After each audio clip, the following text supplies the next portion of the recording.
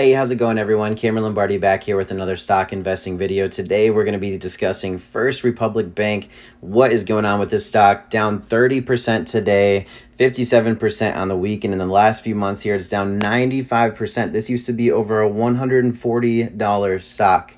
Now it is down to just below $6 a share. So what is going on with this stock, and how can we use it to our advantage to potentially make a little bit of money here? Before we get too deep into the video, guys, if you wouldn't mind to hit the like button, it really helps support the channel. And if you have any opinions or comments you'd like to share, please comment down below and we can discuss a little bit further.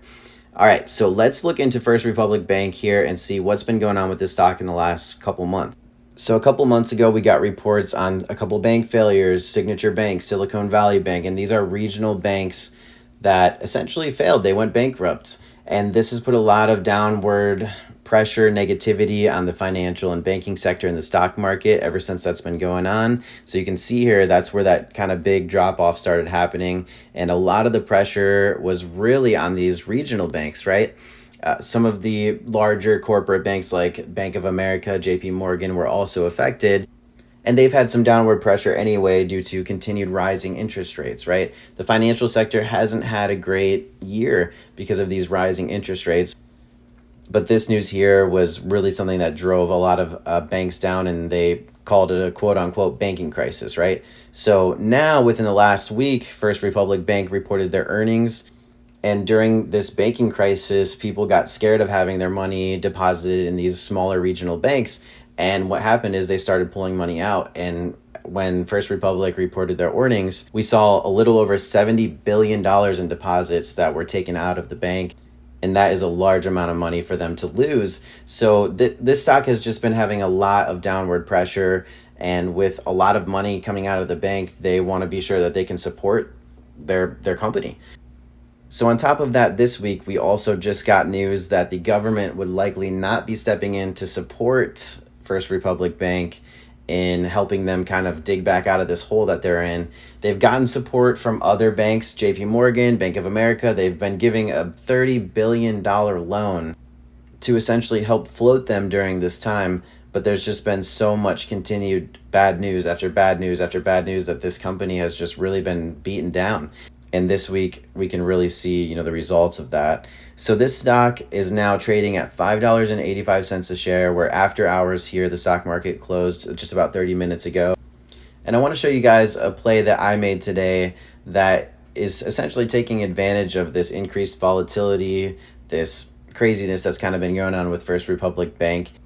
And the strategy that I like to use is selling covered calls. So let's scroll down here and let's take a look at the play that I made today, okay? So today, I went ahead and bought 100 shares of First Republic Bank. And as you can see here, I bought 100 shares at $6.24 a share. So the total cost was $624, right? So right after I bought those shares, I went ahead and I sold a covered call at $6 per share for next Friday on May 5th, as you can see at the top there.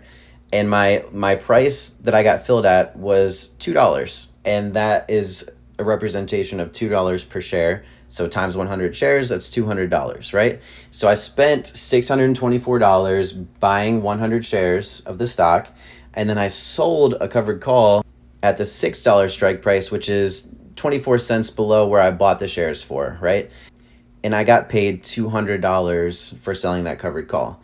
So essentially, my downside is covered about $200 from where I bought the shares at. So that takes me down to about $4.24 a share. So as long as this stock doesn't drop below that $4.24 a share by next Friday, I'm covered, right? I basically have a few ways that this could turn out. If at the end of next Friday, the stock is above $6 per share, I'm obligated to sell my shares at that $6 per share strike price. So my total gain would be $200 less the difference between my purchase price and the strike price, which is $24. So my total gain would be $176 for that play. Now, another scenario that could play out is the stock finishes below $6 a share, like where it is right now, $5.83 a share. Let's just say it finishes right here at the end of next Friday.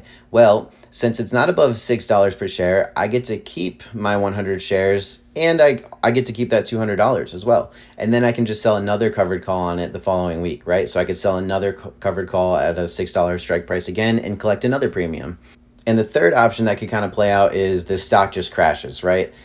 That's the risk that we're kind of taking on this trade here. If the stock just crashes down, that they go bankrupt, they go to $0, well, then my total loss is about $424. But I think that the percentage that you're getting on this trade, which is about 28%, if it stays right around where it is right now, is worth that risk of that little downside there. Obviously, we don't want to lose $424, but the likelihood of this stock actually going bankrupt, I don't know. It's a risk I'm willing to take. So I'm getting paid $200 on my $624 that I invested. That is a big return in just a week and a half, essentially. So I'm willing to take that risk to make that gain here in the next week and a half. But it's all about risk tolerance, right? If this is a play that seems like a good idea to you, then you can use this volatility to your advantage and make a little bit of money on it. If this stock just trades sideways for the next week and a half, it could go up, could go down. It's all about where it ends next Friday at 4 o'clock after the market closes. And I'm just going to go ahead and let it play out until then. If the stock keeps dropping, I might adjust my sell call price. I might buy back my call and sell another call a little bit lower to make a little bit more premium even. We just kind of have to see how the stock moves, and we can adjust our position accordingly. If the stock does continue to drop a lot, I may go in with another 100 shares, maybe around the $3 range. So then I can kind of average down my position and sell another call, and we'll see what happens. I think that this stock is going to survive in the grand scheme of things.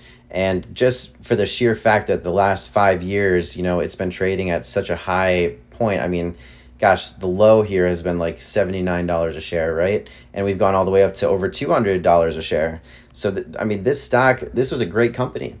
And it's just all this recent news and pool of deposits that have been this downward pressure on the stock, so much so that it's down 95%, 96% in a year.